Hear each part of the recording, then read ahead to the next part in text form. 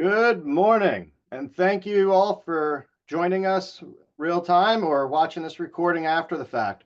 The last couple of sessions that we've had have been talking about the importance of licensing, and even last month with our attorney friend, Brian Corin with off at Kerman, we expanded upon the challenges that you can run into when going through the landlord experience without a license and some of the pitfalls that you can encounter.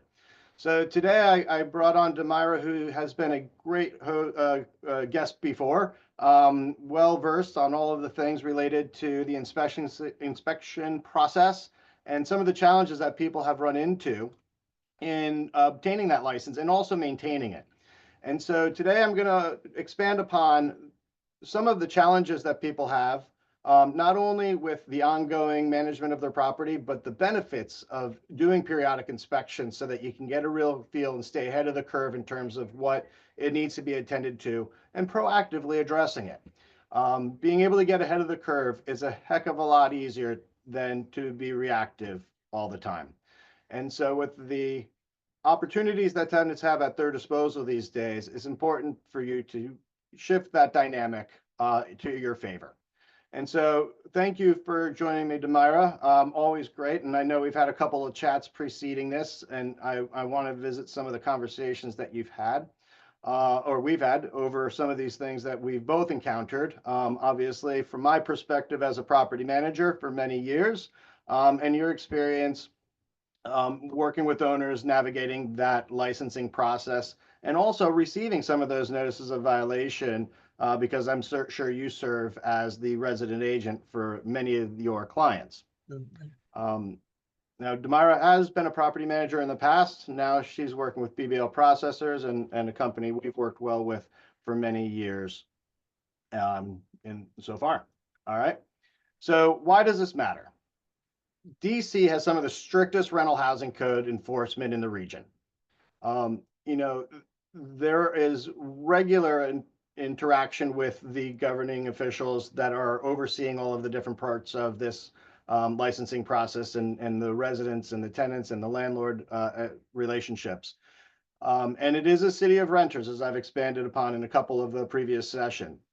Over 60% of the housing stock is tenant occupied. And with that, the overwhelming majority are small housing providers like many of you that have joined us today. Now, you can also very easily get tripped up. There are violations for not keeping in compliance. There could potentially be delays in obtaining that license as well as the renewals. And we're going to expand upon that. And any of these items that are overlooked can seriously put some of that rental income at risk, whether or not the tenants are able to stop paying the rent with some cause or not, or you just find yourself in a position where you're trying to operate an unlicensed business. So today our goal is to help avoid some of those most common mistakes that trigger some of these enforcement actions, and also may prevent you from being able to navigate that licensing process as timely and efficiently as one would otherwise hope to be able to do. So quick question that I'd love for everybody to put into the chat if you have access to it is to expand upon what you have potentially been tripped up on in the past and may want some clarification on. So if you can quickly access the chat function, and for the note, questions and answers will be attended to at the end, and you're more than welcome to be able to throw some questions into the Q&A section. We'll address those at the tail end of the presentation. But I'm going to go through a bunch in a short period of time so we can leave a few minutes towards the tail end to go over those and answer your specific questions. Has anybody been posted anything in the chat just yet? We do have one in the question and answers section. Okay. Let me see if I can access that. Oh, BEPS compliance. Someone wrote that. And then, who can I hire to walk my building to identify code issues so I can pass to get my license and COO? We can work with you on both of those. All right, I'll save those for the tail end. But for right now, I'm going to go for the simple ones. These are the most common reasons that properties fail their DC housing inspections. Demira, do you mind going through each of these and giving us some examples of where and how people have been tripped up or just fell shy of what DC is expecting these days? Sure, absolutely. Smoke and carbon monoxide detectors. This gets tricky. If you have gas appliances, like think of a fireplace or, um, if you have an electric stove and nothing that's gas, then you don't need a combination smoke and carbon monoxide detector. When you have a gas appliance, that's when you need the combination smoke and carbon detectors. Now, the placements is important. Depending on the design of your property, if you're looking at a condo, when you come in, you have a kitchen to your right or to your left. You may have an open floor plan. When you're coming in, the inspectors, they're almost trained to see the same thing in every property, the same layout. So when you come in, there's either a hallway space, they're going to want to look up and they're going to want to see a detector somewhere in that hallway area. Now, if you're very close to the kitchen, you don't want anything in the kitchen because clearly the stove is going to set off the detector there. If you have an open layout, you want a detector in that living room area. If you have a gas stove, then that's when you want the smoke and carbon monoxide detector, and you want that in the living room area. You want those in the hallways. You want the carbon monoxide detectors 36 inches away. That's the key. 36 inches away from bathroom entrances, from the tip of the blade of a ceiling fan, and from vents. And it gets really tricky because when you're looking at a cluster of a bedroom, you need to have a detector outside of the bedroom clusters. So as you're going down the hallway, you tend to have the bedrooms together, but sometimes the bedrooms are always very close to the bathroom. So you have to look at the placement, and it has to be 36 inches away from that bathroom, but also it has to be close enough to the cluster of those bedrooms. So you need to have one outside, and then you need to have regular smoke detectors inside of every bedroom. Sometimes people get tripped up because they think that having one outside of the bedrooms is sufficient, and that's where they fit. So that's very important. Having one inside of every bedroom is really important.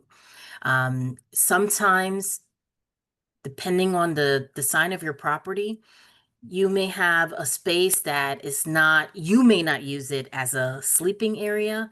Tenants tend to use every space as a sleeping area. So go conservative. So if you can fit a bed in there, assume that your tenants are going to put a bed in there, especially in the lower levels in the basements. Um, that always happens.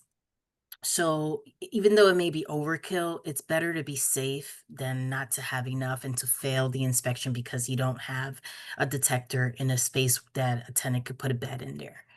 Um, when you have different levels, you want to have the detectors in the hallway levels. So when you're coming in at the platforms, you want to go down the stairs, you want to look up, and you want to have a detector there. So those are, think about when you levels and think about hallways and think about clusters of bedrooms. Those are keywords. And 36 inches. 36 inches away from the bathroom entrance, away from the tip of the blade, because they will measure tip of the blade. So the best thing to do is take it to the furthest part of the room. And then you don't have to think about it, and they don't have to think about is it too close to the tip of the blade. Um, Another thing, and this is very new, fire extinguishers.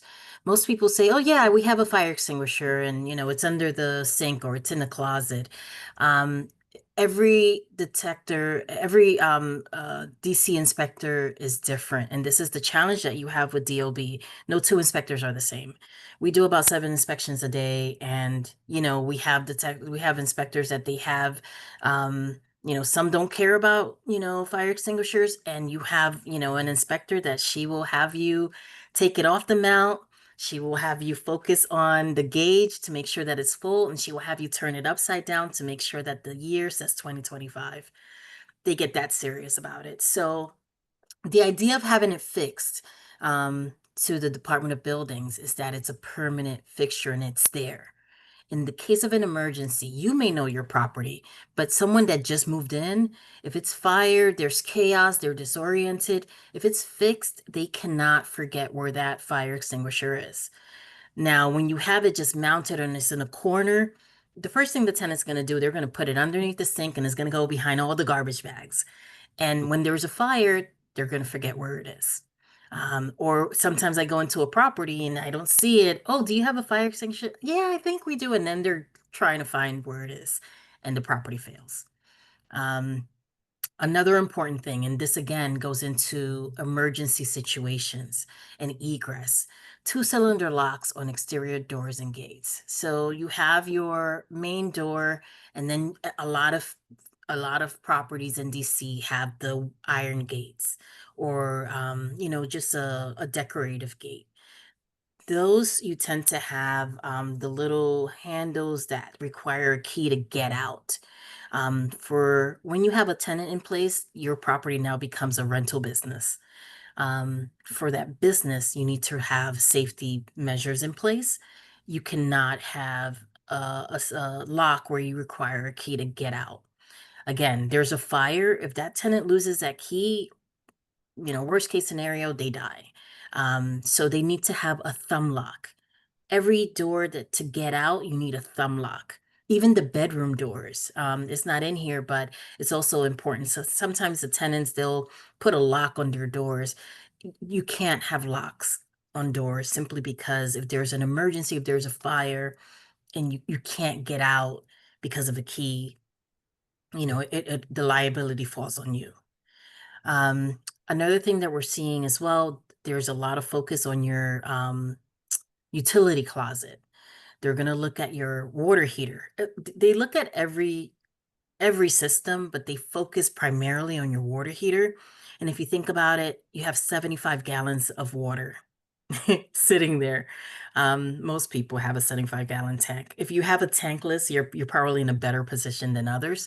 But you have this water heater. You need to have, it needs to be well maintained. You can't have signs of rust, deterioration. You need to have a pressure relief tank. It has to be braced. You need to have the pressure release valve. There's a pipe that goes on the side of the tank, and it should extend down towards the water pan, and it should be 3 to 6 inches off the ground. And the idea is that these are all fail-safe accessories to the water heater. If things go wrong, where will this 75-gallon of water go? So this is, that pipe has to extend all the way down, because if something comes out of it and it's piping hot water, it has to go straight into that pan. And the idea that if it's at, waist level or anywhere higher than 6 inches, that's a burn hazard and you will automatically fail.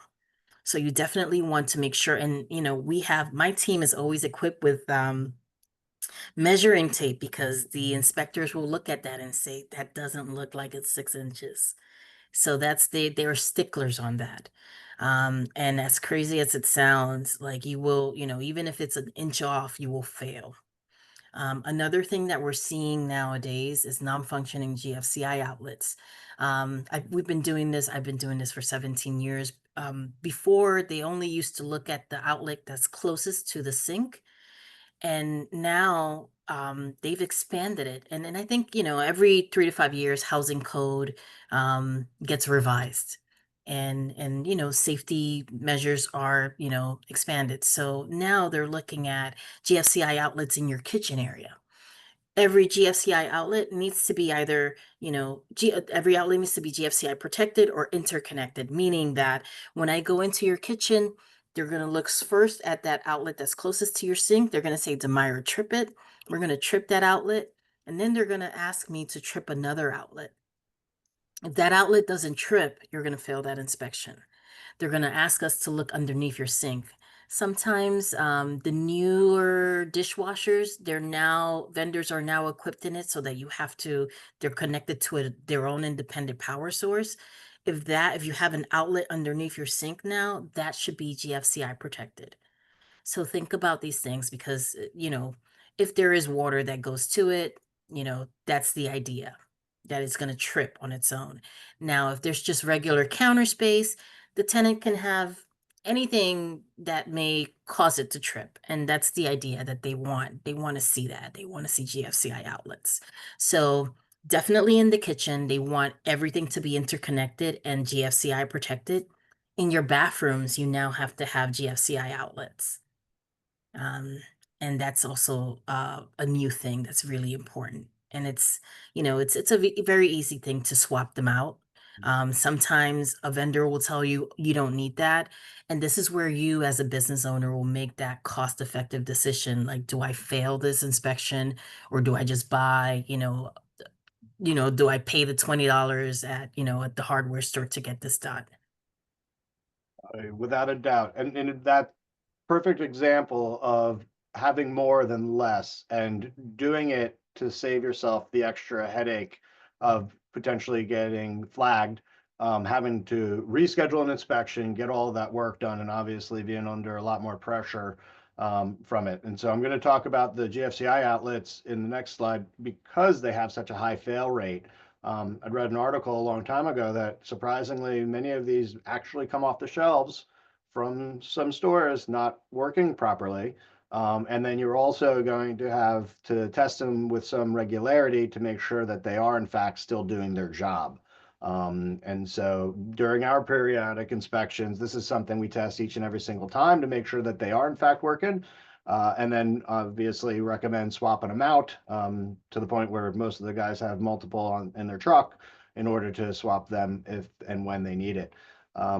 And so when in doubt, more is better than less in these scenarios, right? Having the extra smoke detector, carbon monoxide detectors, especially with that location to the ceiling fan is problematic. I had seen a question about the fire extinguishers. I've always said accessible without being obtrusive.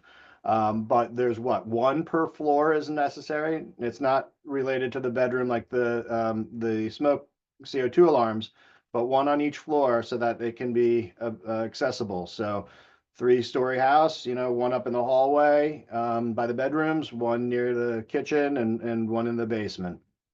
The 2-cylinder locks, constantly seeing them still. Many owners would argue, well, I have a gate and a person could simply reach around. But that's going to be the difference between life and death if a person can't find that key in the event of a fire. And so those doors do need to be opened easily with those thumb latches. And You have when really you, simple fixes, like you have vendors that they will custom cut like a grate where you can only like put your fingers through it. yep. You can fit it around the area where the lock goes so that no one can put their hands through it. Yeah, the mesh welded gate or a cone around the handle, both of which are very effective and still make sure that you meet that compliance standard. And along those lines, since you'd mentioned the bedrooms being locked, it's just as important for them to get out as other people to potentially get in case of a fire. And so be mindful of that, especially if you have a group house where residents are making those requests. The expansion tank, those have become more of a recent concern. I don't recall doing that 10 years ago, but like you'd said, everything does continue to evolve and upgrades are made. Now, I did already post in the chat a couple of links, one of which is to the business license checklist. The other is the housing code standards. And so these are the ones that trip most people up just trying to get the license. And now we're going to talk about some of the common violations that we see during a during a tenancy. And so those faulty GFCI outlets, we do find that they continue to be problematic even when tenants are there. There is an importance to periodically checking the property to make sure you're ahead of it. And there's a little plug that you can use to test it. Our team has those all equipped and ready to go, along with the measuring tapes and a whole bunch of other things, sticks to be able to get to those inaccessible smoke detectors to be able to push and make sure that they're still working. And when in doubt, I mean, most of these alarms rarely have more than a 10-year shelf life. If you don't know how old it is, or if it looks old, it's just better to replace it to stay in compliance. Don't wait it out. Um, get it done. And it's what, probably $50 for a smoke CO2 detector these days. Um, just swap them out whenever you're in doubt. All right. Um, now, when tenants are there, and you'd alluded to a conversation, situation that I'd actually encountered not too long ago, where the owner was working to get into compliance and scheduled the BBL inspection with DC, and was working to advance that conversation. And the tenant, I guess, had been falling delinquent on their rent. Um, and so they called DC Housing on the owner and scheduled a inspection preceding the business license inspection, and was able to get the owner cited for some deficiencies which preceded the licensing. So then the owner could no longer get the license, right?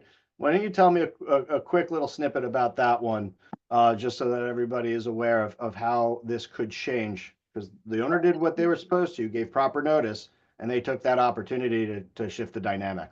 Absolutely. Like, a lot of people sometimes they come to our business and they say, Demira, we already have tenants. And we tell them, don't worry. The district, they always lean towards, they prefer for an owner to, and a landlord to be in compliance than not be in compliance. And they understand sometimes, in DC, DC is the kind of jurisdiction that it lacks data, it lacks information. And it's very confusing to be a landlord in DC. So they're very forgiving from that perspective. But at the same time, as Conrad mentioned, and as probably a lot of you know, it's one of the most tenant friendly jurisdictions. We had a landlord and they were doing everything that they could to advance to get that property licensed. The tenant was being extremely difficult. Every time we had an inspection scheduled, there was something would come up, and we would not get access. Finally, we got to a point like we really need to get access. This is, we have to get this inspection done. The day before, they contacted DOB, and DOB went in there, and when the tenant calls DOB, you're getting fined. When you have a rental license inspection, it's called a safety inspection. So they're giving you, they're doing an inspection, is a safety inspection, and then they're giving you guidance how to get into compliance. There are no fines when you're doing a rental license inspection, even if a tenant is in place. They're simply saying, hey, landlord, this is what you need to do to make this place and make this business safe for your tenant. When the tenant calls, they're saying, hey, landlord, you have a business, you have a tenant, and you don't have a license. And this is unsafe. You are creating an unsafe environment for this tenant, and these are fines. Now, the tenant called DOB one day ahead of us, and the owner got fined $13,000. And as unfortunate as it was, there's a silver lining to it because,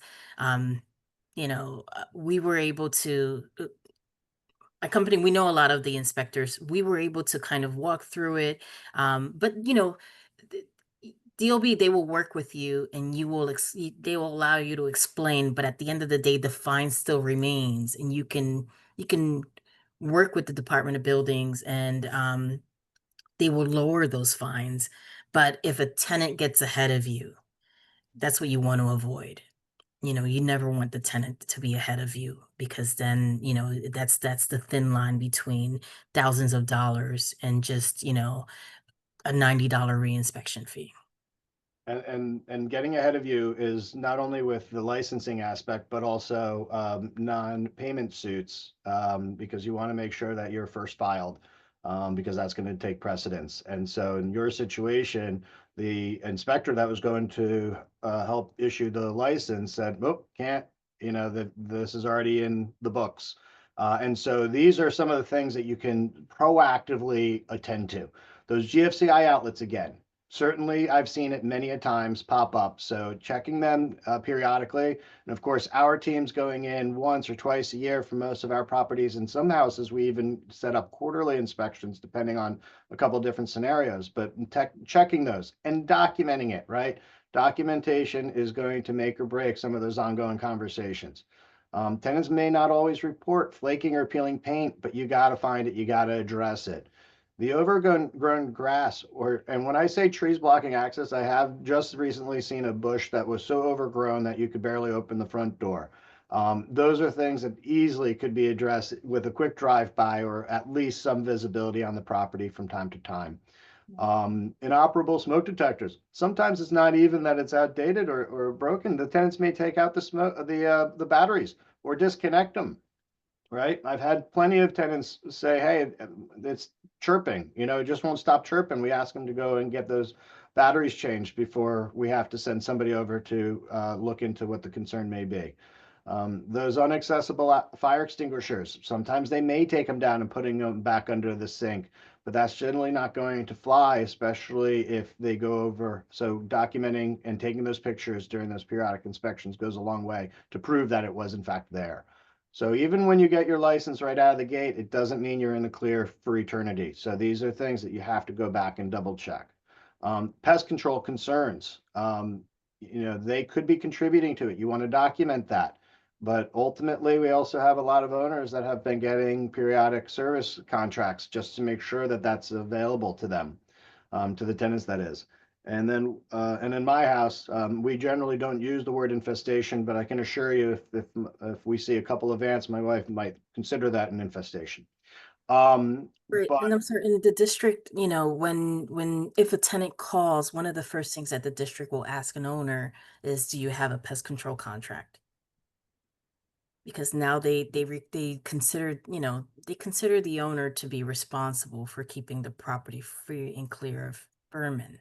As ridiculous as that sounds, because in DC, you know, uh, especially where there's so many people that travel as much as they do, the bed bugs has been an ongoing conversation for the last decade or more, because they may not have been there and they generally don't just create, but they also have a big spread rate, and that can impact neighbors very quickly. And so you really want to make sure that it's being addressed and jumped on. The water damage, it might even be dry, but if there's discoloration, they may cite you for it. The window locks and screens, you know, obviously in DC, we have a very limited window of opportunity where people may want to have their windows open, but you got to make sure those screens are intact and they are present. And of course, plumbing leaks and working heating and AC, you have to maintain a comfortable temperature within the property year round. Okay. Now I'm also going to talk very briefly about some of the violations we have in single family homes and some of the multi-unit buildings that we manage, because there is more of an exterior element of this.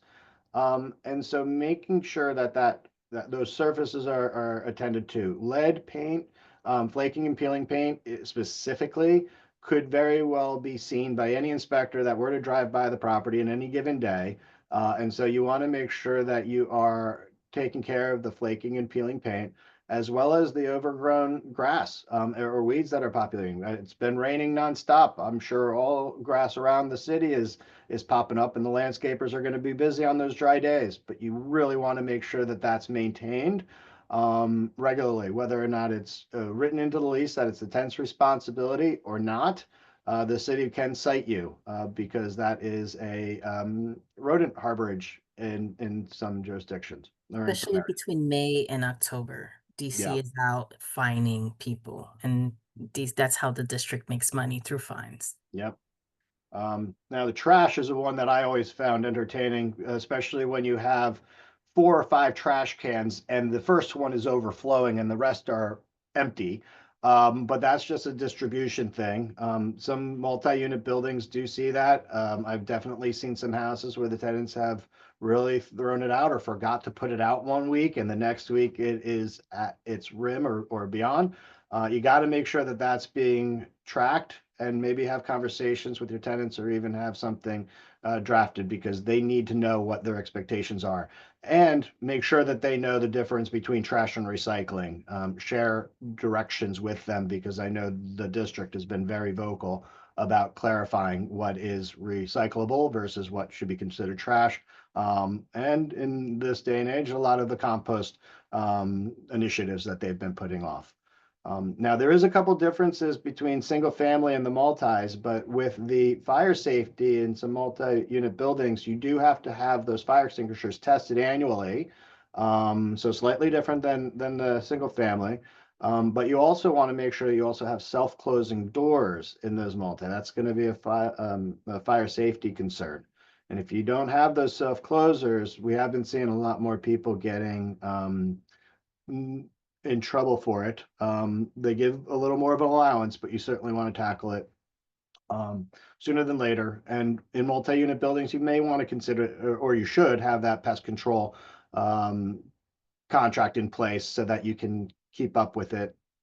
Obviously, some neighborhoods are more at risk, especially with rats, than others. So be, err on the side of caution there.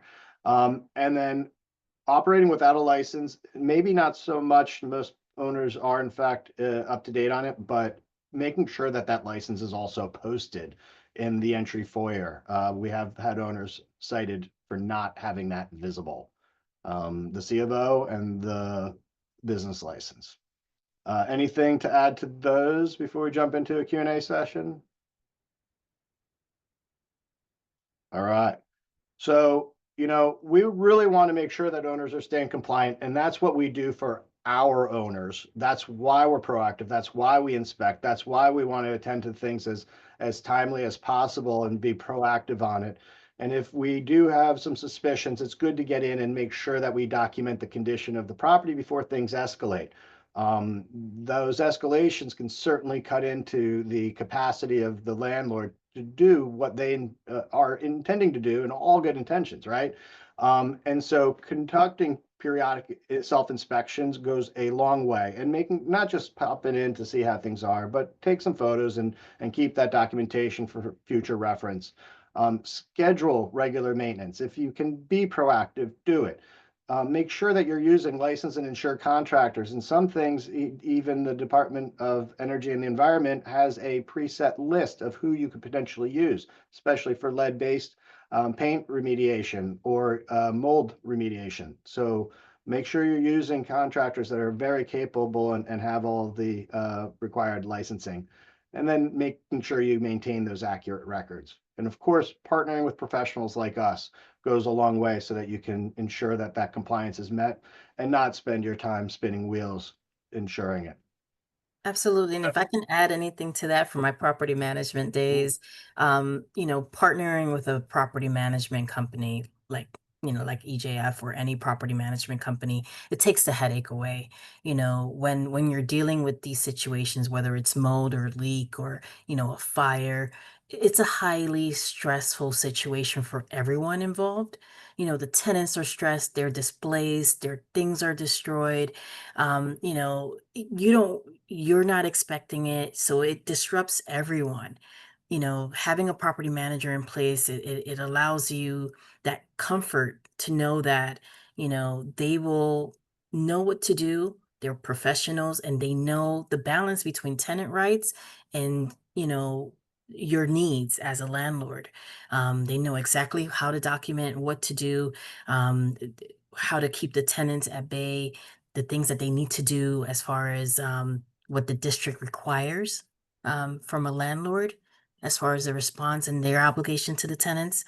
So it's really important to, when things like that, when things really go wrong, to be able to keep a level head when emotions are high. Without a doubt. And we have, I would like to say we've seen it all, but the game continues to change and evolve. So staying up to date on what those expectations and regulations are goes a long way. And our team is regularly keeping up and getting updated on all of that action.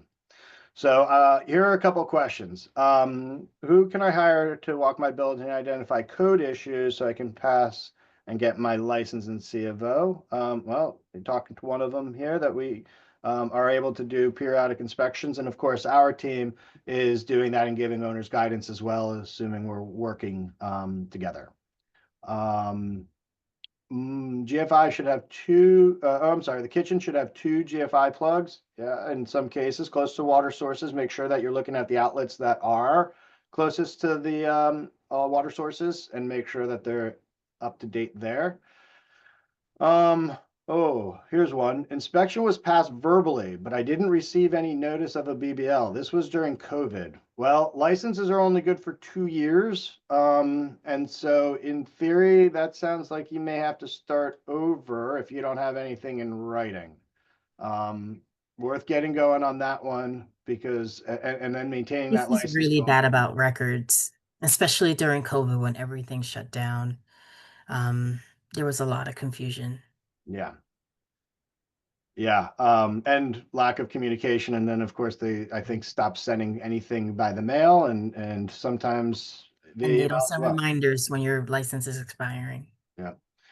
So like I said in the last session, put something on your calendar to remind you of when those licenses are coming up for renewal, just so that you can stay on top of it and keep it on the radar. What situations are a COO not required for a condo? So differential is a single family rental versus a multi-unit rental. If it only has one unit and you're only renting out one condo, one apartment, one house, and presumably one lease, you can do it with a single family rental license, which does not require a certificate of occupancy. Okay. What's the maximum number of properties I may own before becoming rent controlled? 4 or fewer, 5 plus, so 5 or more. And is rent control retroactive and I need to request a new BBL if I surpass? So you've added more that you have 5 or more properties and that does change. You do need to update your records with DC. And I'm not sure about the retroactive. But I can definitely look into it and give you a clearer Yeah. answer there. But And I can step into that. There's a lot of factors that play into that. So normally if you have more than 4 properties, you fall into rent control. However, if the properties are built after 1975, so you got to look at the age of the property. If you have a property and the deed is under an LLC or a trust, you fall under rent control. yeah, Again, the exemption is if there are a few exemptions. If the age of the building, you may have someone who receives subsidies from the district that may allow the property to fall exempt from rent control while that tenant is in place. well, it depends is always my favorite answer because there's so Right. many variables in that. And if it's not held by an individual, it's an entity like a trust or an LLC, that's going to subject you. In some scenarios, again, there's a possibility for exemption. Can the fire extinguisher go in the closet? I'd advise against it, right? I want to make sure that it's Visible. closer. Yep.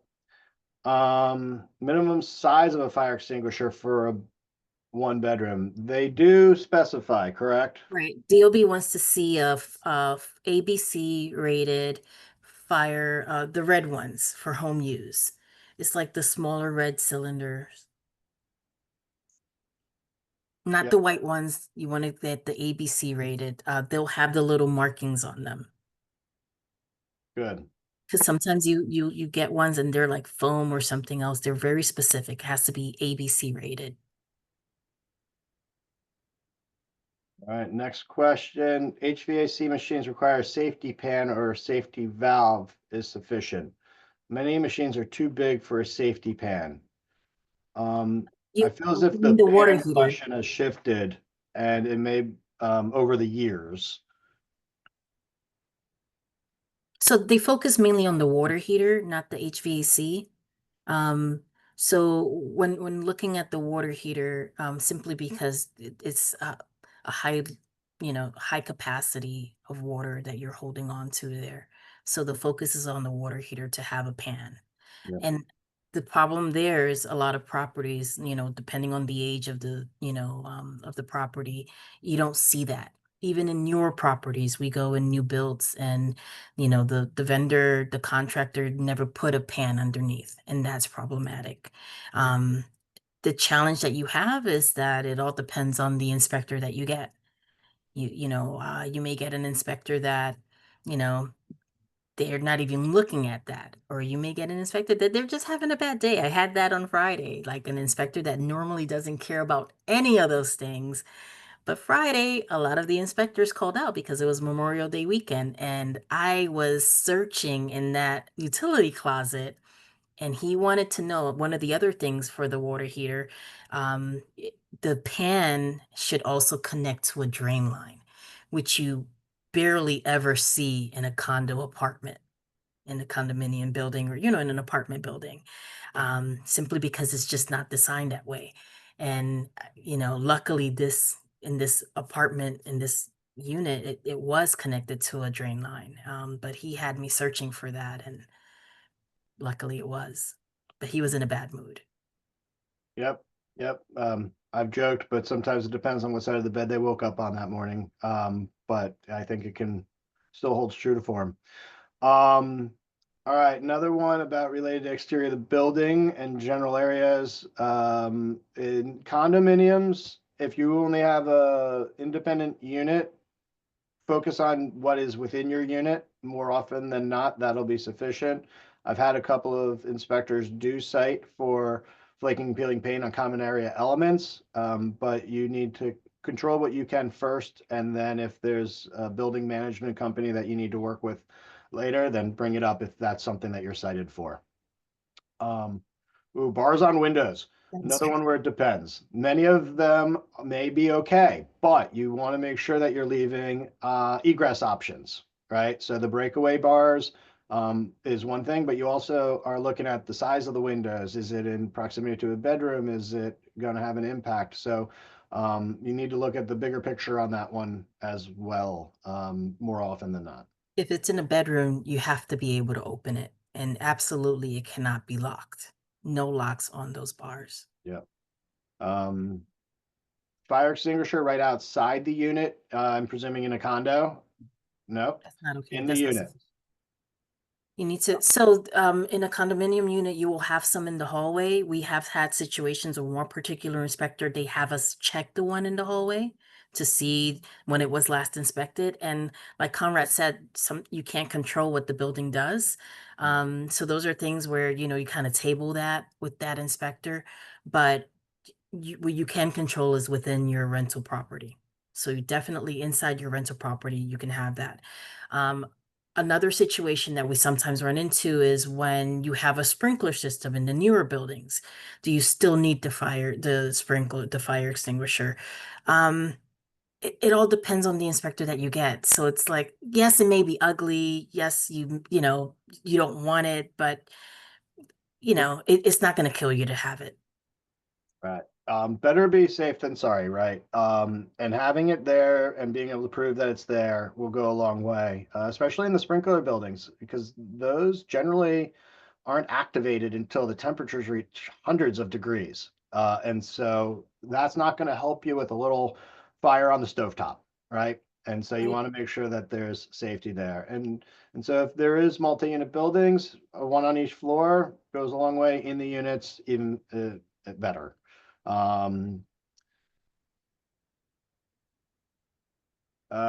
Share service providers who can take care of the registration and the rates. Certainly we can share that out.